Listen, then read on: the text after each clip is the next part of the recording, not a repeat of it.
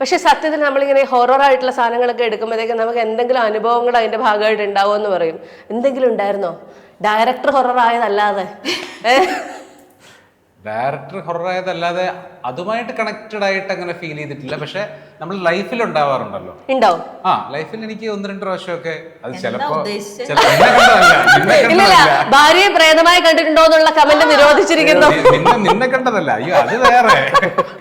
ഇതല്ലാതെ നമ്മൾ ഒത്തിരി ട്രാവൽ ചെയ്യുന്നവരാണല്ലോ. അപ്പോൾ ഓരോ സ്ഥലങ്ങളിൽ പോകുമ്പോൾ എനിക്കിങ്ങനെ ചിലപ്പോ 1-2 സ്ഥലങ്ങളിൽ എനിക്ക് അനുഭവപ്പെട്ടിട്ടുണ്ട്. എപ്പോഴും അങ്ങനെ കാണുന്ന നല്ല, ഒരിക്കൽ ഞാൻ ശരിക്കും കണ്ടിട്ടുണ്ട്.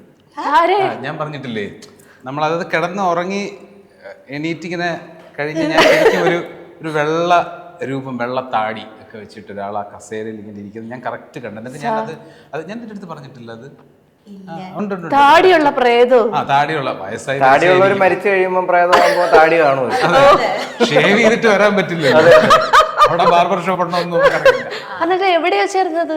സ്ഥലം ഞാൻ ഓർക്കുന്നില്ല. കേരളത്തിൽ തന്നെ പ്രോഗ്രാമിന് പോയപ്പോ അപ്പൊ ഓർഗനൈസർ ആയിരിക്കും. പ്രേതമായിട്ട് വന്നായിരിക്കും പൈസ.